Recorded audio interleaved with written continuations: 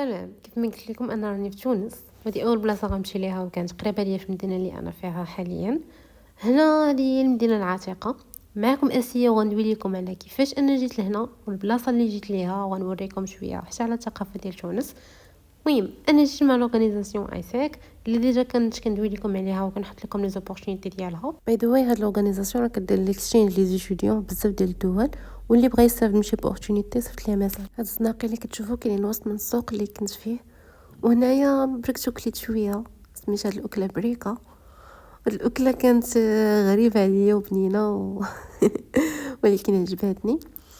انا استغلت الفرصه هنا حتى التليفون يتشارجا، وفي نفس الوقت كملت الطريق ديالي وشفت مازال الثقافه ديالهم ما مختلفش علينا الصراحه في المغرب بزاف، ولكن زوينه. البلاصه اللي كتشوفوا دابا قدامكم ما كانش البروغرام ديالي ندوز من هنايا كاع ولا عارفاها، ولكن شاءت الاقدار ولقيت راسي انا هنا، حيت تلفت في السوق والله بقيت كندور ما عرفتش منين نخرج، حتى خرجت من الباب الوراني وما يقولوا لي الا مشيتي قدام غتلقاي البحر، ولكن اللي لقيت هو الميناء اللي شتو ما فيش الباب منين ندخل للبحر. فيها خير حيت انا درت مازال وشفت بلايص اخرى. انا هاد سام فاكين فان